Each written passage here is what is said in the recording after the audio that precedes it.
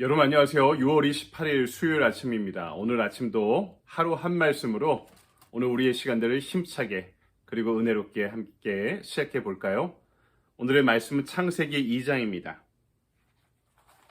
20절로부터 25절까지의 말씀 제가 봉독해 올릴까요? 아담이 모든 가축과 공중의 새와 들의 모든 짐승에게 이름을 주니라. 아담이 돕는 배필이 없으므로 여호와 하나님이 아담을 깊이 잠들게 하시니 잠들매 그가 그 갈빗대 하나를 취하고 살로 대신 채우시고 여호와 하나님이 아담에게서 취하신 그 갈빗대로 여자를 만드시고 그를 아담에게로 이끌어 오시니 아담이 이르되 이는 내 뼈 중에 뼈요 살 중에 살이라. 이것을 남자에게서 취하였은즉 여자라 부르리라 하니라. 이러므로 남자가 부모를 떠나 그의 아내와 합하여 둘이 한 몸을 이룰지로다. 아담과 그의 아내 두 사람이 벌거벗었으나 부끄러워하지 아니하니라. 아멘. 주님의 말씀입니다. 주님께 감사드립니다. 오늘 우리에게 주신 말씀 가지고 이 아침에는 돕는 배필을 주신 이유라는 제목으로 하나님의 말씀을 증거하도록 하겠습니다. 플라톤의 유명한 대화편, 짧은 책입니다. 향연이라는 책을 보면 여러 가지 대화들이 등장하고 있는데 그 중에 아리스토파네스라는 사람이 들려주는 그리스의 신화 한 토막을 그 책에 기록해 놓고 있습니다. 인간이 어떻게 이 땅에 왔냐 하는 내용인데요. 이 신화에 따르면 인간은 원래 자웅동체의 한 몸이었습니다. 그러니까 우리가 두 개씩 갖고 있는 거, 이 팔, 다리, 귀, 눈이 네 개씩 있었고요. 코와 입이 두 개씩 있었습니다. 이들은 가고 싶은 데를 어디나 빨리 달려갈 수 있었고요. 먼 곳을 쳐다볼 수 있었고요. 마침내 야심과 힘이 세져서 신들을 위협하고 공격하게 됩니다. 천상의 신들이 모여서 이 인간들에 대한 대책을 논의했고요. 제우스의 의견에 따라서 번개를 내리쳐 인간을 둘로 나뉘게 되죠. 그래서 한 몸에서 두 조각으로 나눠진 인간들은요, 평생 자기의 짝을 찾아 다녔고요. 자기 짝을 찾으면은 헤어지지 않기 위해서 꼭 끌어안고 살아갔다 하는 이야기입니다. 신화의 내용이 뭡니까? 먼 옛날부터 사랑이라는 감정이 인간에게 있었다라고 이야기하는 것이죠. 그래서 이 사랑이라는 것은 원래 하나였던 인간이 떨어져 있기 때문에 이 하나됨을 회복해 가는 과정이다 이야기하는 거죠. 재밌는 것은 오늘 우리가 읽은 창세기에도 비슷한 내용이 나오고 있습니다. 남자가 잠들어서 갈빗대로 여자를 만드셨죠. 남자와 여자가 또 갈라진 것입니다. 그리스의 신화의 내용과 같은데요. 근데 결정적으로 다른 점이 있습니다. 그리스 신화에서는요, 남자와 여자가 나눠진 것을 결핍으로 봤습니다. 이 결핍을 극복하기 위해 사랑하는 것이다 맞는데요. 창세기는요, 성경 말씀은 남자와 여자가 나눠짐으로 인해서 비로소 하나님의 창조가 완성되었다라고 전하고 있습니다. 그러니까 이것이 성경이 갖고 있는 아주 심오한 인간론이자 사회론이다라고 이야기할 수 있는 것이죠. 이것을 통해 남자와 여자의 관계, 또 부건의 관계, 사랑의 관계에 대해서 이 아침에 잠시 묵상하고 성찰해 보고자 합니다. 첫 번째는 관계는 먼저 서로의 차이를 전제로 하고 있습니다. 서로 다르고 떨어져 있다 하는 것이 관계의 대전제죠. 나랑 다른 데서 매력을 느끼는 겁니다. 이 사람은 나랑 다르구나 하는 데서 우리 그 매력을 신선하게 느끼고 받아들이죠. 근데 이 처음에는 떨어져 있는 이 상호 간의 차이가 매력을 느끼는 포인트였는데 시간이 지나면 어떻게 됩니까? 이것이 불편하게 느껴지는 것이죠. 이 불편함을 또한 심리적으로 어떻게 수용하느냐 하는 것이 성숙함을 가르는 기준이 될 수 있다는 것입니다. 그러니까 이 차이를 극복해서 계속해서 살아가는 것이 우리 인간들에게 주어진 성숙함을 위한 과제다라고 이야기할 수 있는 것입니다. 성숙한 사람은 여기에 이 차이에서 생기는 긴장감을 오히려 관계의 성숙을 위한 힘으로 삼을 수 있습니다. 이런 사람은요, 떨어져 있어도 위로가 되고 힘이 되는 사람들입니다. 성숙한 사람들은. 하지만 우리가 긴장감을 견디지 못할 때가 있죠.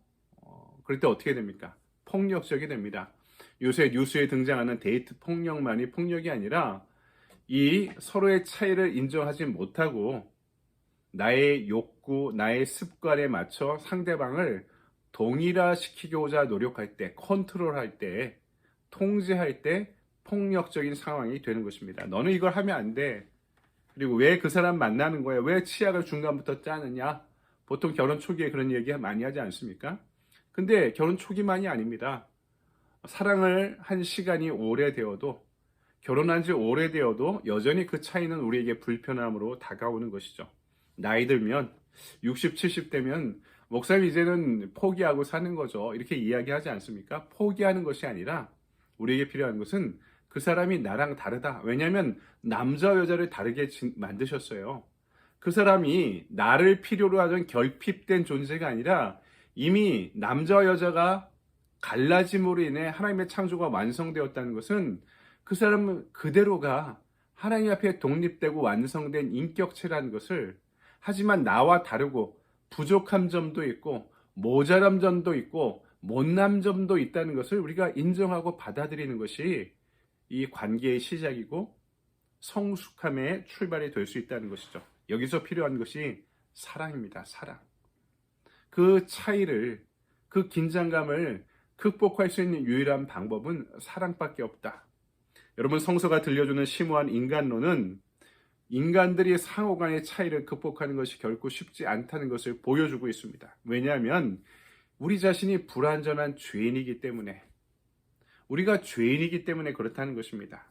그런데 이 불완전성이 어떻게 극복될 수 있을까요? 그것은 하나님의 사랑 안에 가능합니다. 이런 나 같은 추악한 죄인도 십자가에서 있는 그대로 받아들여 주신 그 사랑 가운데 나는 하나님께 받아들여진 어떤 존재가 된 것입니다. 우리가 나도 자신을 얼마나 사랑하지 못합니까? 나도 나 자신을 얼마나 못 살게 굽니까?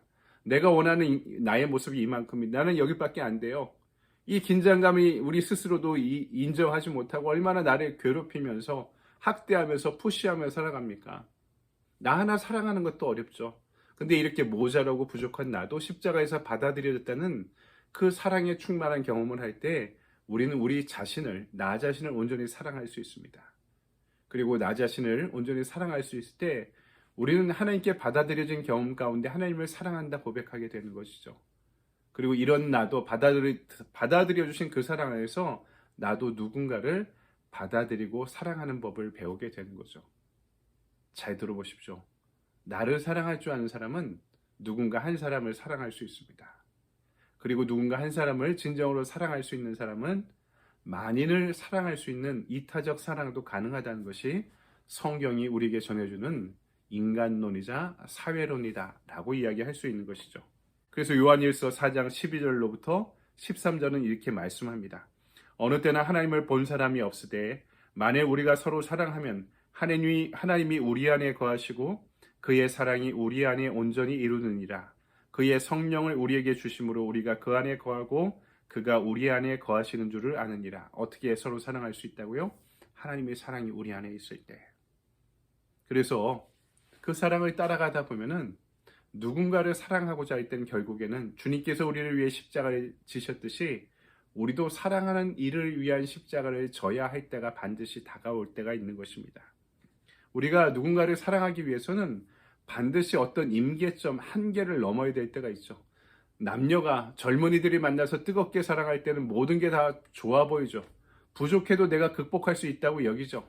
하지만 결혼하고 사랑이 오래 지속되며 그것이 현실이 되어버릴 때 그것은 내가 감당해야 될 나의 십자가로 남게 되는 것입니다. 뭡니까? 그 사람이 갖고 있는 인생의 문제, 그 사람이 갖고 있는 인생의 쓴뿌리, 또 그 사람이 가정이 갖고 있는 여러 가지 어려움들, 내가 그분을 사랑하고 함께 할 때 나도 그것을 함께 감당해야 되는 나의 목, 나의 십자가로 다가오게 되는 것이죠. 그래서 상대방의 아픔은, 나와 다른 점은, 차이는, 그의 쓴뿌리는 결국 나의 십자가로 다가오는 것입니다. 두려움 없는 사랑만이 그 십자가를 감내할 수 있는 용기를 줍니다. 요한일서 4장 18절은 그래서 이렇게 이야기하죠. 사랑 안에 두려움이 없고 온전한 사랑이 두려움을 내어 쫓나니 두려움에는 형벌이 있습니다. 두려워하는 자는 사랑 안에서 온전히 이루지 못하였느니라. 아멘. 깊게 생각해 볼 문제입니다. 차이로 인한 갈등, 긴장, 그것을 감당해야 되는 것에 대한 부담과 두려움들. 하지만 하나님이 우리를 사랑하신 그 사랑 안에 있을 때 이 사랑은 두려움을 내어 쫓고 우리를 온전하게 만든다 말씀하고 있습니다. 제가 좋아하는 사랑에 대한 아주 아름답고 깊이 있는 성찰이 담긴 한국 시가 있습니다. 한영훈님의 인연서를 들려드리면서 오늘 말씀을 가름하고자 합니다. 함께 영원할 수 없음을 슬퍼 말고 잠시라도 함께 있음을 기뻐하고 좋아해 주지 않음을 노여워 말고 이만큼 좋아해 주는 것에 만족하고 나만 애태운다고 원망치 말고 애처롭기까지 한 사랑을 할 수 있음을 감사하고 주기만 하는 사랑이라 지치지 말고 더 많이 줄 수 없음을 아파하고 남과 함께 즐거워한다고 질투하지 말고 나의 기쁨이라 여겨 함께 기뻐할 줄 알고 이룰 수 없는 사랑이라 일찍 포기하지 말고 깨끗한 사랑으로 오래 간직할 수 있는 나는 당신을 그렇게 사랑하렵니다. 읽어보니 스님이라 이렇게 이야기할 수 있는 것은 아닌가 하는 생각도 한편에서 듭니다. 아름답고 깨끗한 사랑이 무엇일까 생각해 보게 되네요.